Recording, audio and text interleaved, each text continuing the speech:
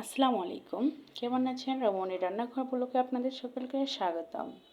বন্ধুরা, কখনো কি করলার ভিতরে ডিম খেয়েছেন?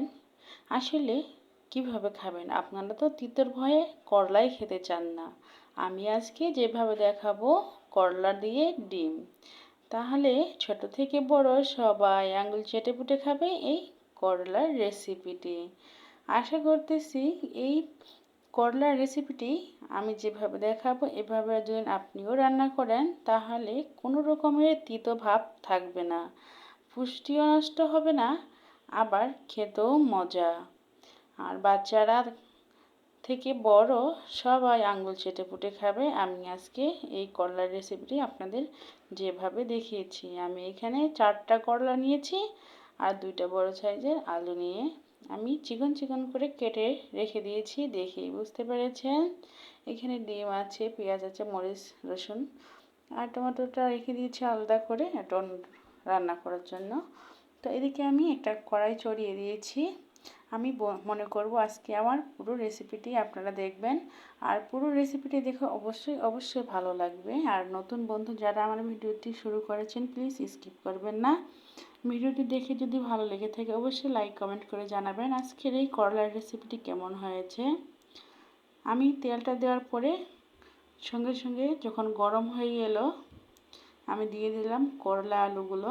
আমি কিন্তু এক্সট্রাভাবে মরিচ পেঁয়াজ কোনো কিছুই এখানে ভেজে নেব না, কারণ করলার সঙ্গে আমি রসুন পেঁয়াজ মরিচ এগুলা অ্যাডজাস্ট করে দিব।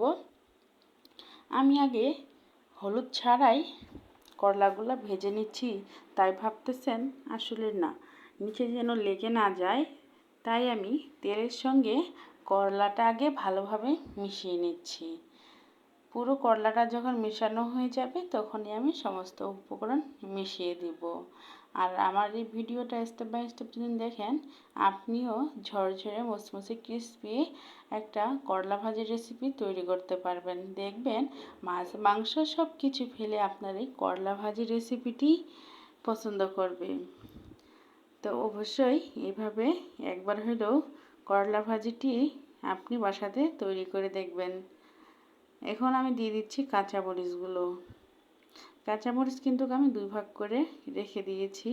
আমি কিছু রসুন আগে দিয়েছি, আবার কিছু রসুন এখন দিয়ে দিচ্ছি, পেঁয়াজ দিয়ে দিচ্ছি। আমি বরাবরই রসুন খুব পছন্দ করি, মানে আমার ফ্যামিলিতে সবাই পছন্দ করে, তাই আমি রসুনটা সবসময় বেশি ব্যবহার করে থাকি। আপনারা চাইলে কম ব্যবহারও করতে পারেন। আমি এখন আবারও নেড়েচেড়ে ভালোভাবে মিশিয়ে দিব। আপনারা ভাবতেছেন কাঁচা রসুন পেঁয়াজ কেন দিয়ে দিলাম? আসলে বন্ধুরা বাড়তি ঝামেলার কোনো প্রয়োজনই নেই। এখন গ্যাস সাপ্লাই খুবই সমস্যা, আর এখন যখন পেঁয়াজ মরিচটি ভাজতে যাই দেখবেন অনেকটা সময় লেগে যাচ্ছে। তাই আমার মনে হয় যে বাড়তি কোনো রকমের ঝামেলা করার প্রয়োজনই নেই। আমি করলা ভাজাটার সঙ্গে সঙ্গে পেঁয়াজ রসুন মরিচ এগুলোও দেখবেন ভেজে নেব একই সঙ্গে, তাহলে বাড়তি গ্যাসটাও আর অপচয় হলো না। আমি সবসময় এভাবেই ভাজি করে থাকি। যে কোনো ভাজি আগে কিন্তু আমি সহজে পেঁয়াজ মরিচ ভাজি না, এভাবে দিয়েই ভেজে নেই, তাহলে পেঁয়াজ রসুন মরিচ এগুলো পুড়ে যায় না, করলার সঙ্গেই পারফেক্টভাবে ভাজা হয়ে যায়, আর সেটা কিন্তু খেতেও ভালো লাগে। আর যেটা আগে ভেজে নেওয়া হয় সেটা কিন্তু পরবর্তীতে পুড়ে যাওয়ার চান্স থাকে, কারণ করলা ভাজিগুলো আমি মুচমুচে করে নিব, তাহলে সেগুলোও যদি ভেজে নেওয়া হয় দেখবেন রসুন পেঁয়াজগুলো আরও মুচমুচে হয়ে যাবে, সেক্ষেত্রে তিতো করবে। আমি দেখুন ঢাকনা কিন্তু একদমই দিচ্ছি না, অবশ্যই এই দিকটা খেয়াল রাখতে হবে, ঢেকে দেওয়া যাবে না। ঢেকে দিলে করলাটার একটা মানে গন্ধটা থেকে যায়, আর আপনার করলার সেদ্ধটা বেশি হয়ে যাবে, ভাজাটা সেরকম মুচমুচে হবে না, আর করলার কালারটাও নষ্ট হয়ে যাবে। আমি কিন্তু এভাবেই ঢাকনা খুলে খুব সুন্দরভাবে কিছুক্ষণ পর পর নেড়ে চেড়ে দিয়ে ভেজে নেব। আপনারা আমার পুরো ভিডিওটি দেখে বুঝতে পারবেন যে আমি কতটা মুচমুচে ও ক্রিস্পিভাবে করলা ভাজি করে থাকি। আর এই করলা ভাজি আমার বাচ্চারাও খুবই পছন্দ করে।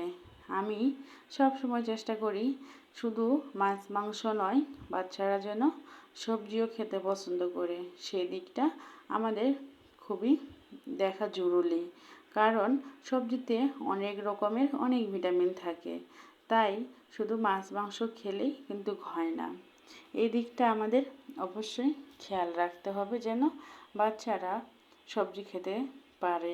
শাক সবজি খেলে বাচ্চাদের কিন্তু ব্রেনের জন্য অনেক ভালো, শুধু মাছ মাংসতে কিন্তু সব কিছু পাওয়া যায় না। দেখুন বন্ধুরা, ভাজতে ভাজতে আমার করলা ভাজিটা কত দূর ভেজা হয়ে গেছে দেখেই বুঝতে পেরেছেন। আর এভাবে কিন্তু আপনিও যদি করলা ভাজি করেন দেখবেন যে কতটা মজাদার হয় খেতে। আর এই পর্যায়ে কিন্তু ভাজা প্রায় অনেকটা হয়ে গেছে। তো এই দিকটা খেয়াল রাখতে হবে যে করলাগুলো যেন কোনো রকমের কাঁচা কাঁচা ভাব না থাকে। যখনই দেখবেন যে মুচমুচে ভাব একটা ভাজা চলে এসেছে, তখনই 4-5টা সাইড করে নেবেন। কারণ মাঝখানে ডিম দিয়ে দিব। আপনি ডিম না খেতে চাইলে ডিমটা স্কিপও করতে পারেন, কিন্তু ডিম দিয়ে খেলে কিন্তু অনেক ভালো লাগে। আর যেসব বাচ্চারা ভয়ে খেতে চায় না, ডিম পছন্দ করে, তারা দেখবেন এই ডিমের জন্যই করলা ভাজিটা অনায়াসে খেয়ে নিচ্ছে। আমি ডিমটা কিন্তু দিয়ে দিলাম। দেওয়ার পরে আস্তে আস্তে এভাবে ভেঙে ভেঙে দিব যেন তাড়াতাড়ি হয়ে যায়।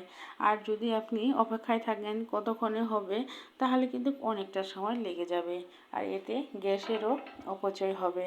তাই আমি চাইছি না যে কোনো রকমের অপচয় হোক। আমি নেড়ে চেড়ে দিয়ে তাড়াতাড়ি ডিমটা মাঝখান থেকে রান্না করে নিচ্ছি। আমি ভালোভাবে রান্না করে নেব, তার সঙ্গে ডিমটা কিন্তু একদমই ঝুরি ঝুরি করে নেব। ডিমটা অবশ্যই ঝুরি ঝুরি কিন্তু করে নিতে হবে। আর বড় বড় থাকলে কিন্তু করলার সঙ্গে মিশে যাবে না। অবশ্যই এদিকটাও খেয়াল রাখতে হবে। আমি দেখুন ভালোভাবে ঝুরি ঝুরি করে নেওয়ার পরে যখন ডিমটা একদম পুরোপুরি হয়ে গেছে, তখনই কিন্তু করলাগুলোর সঙ্গে মিশিয়ে নিচ্ছি। এইভাবে যদি আপনিও রান্না করেন তাহলে ডিমের কিন্তু কোনো রকমেরই গন্ধও থাকবে না। আর বাচ্চা থেকে বড় সবাই আঙ্গুল চেটে পুটে চেয়ে চেয়ে খাবে। এই রেসিপিটা অবশ্যই আপনি গরম ভাত, রুটি কিংবা পরোটা যেটার সঙ্গে খান না কেন দারুণ কিন্তু লাগে। হ্যাঁ বন্ধুরা, এখানে একদমই সত্যি কথা বলতেছি। আপনারা যদি ট্রাই করেন তাহলেই বুঝতে পারবেন যে এই কথাটা কতটা সত্যি। দেখুন একদম ঝরঝরে পারফেক্ট একদম করলা ভাজি হয়েছে। আর এই করলা ভাজিটা খেতে যে এতটা মজাদার হয়, আপনারা না খেলে বুঝতে পারবেন না।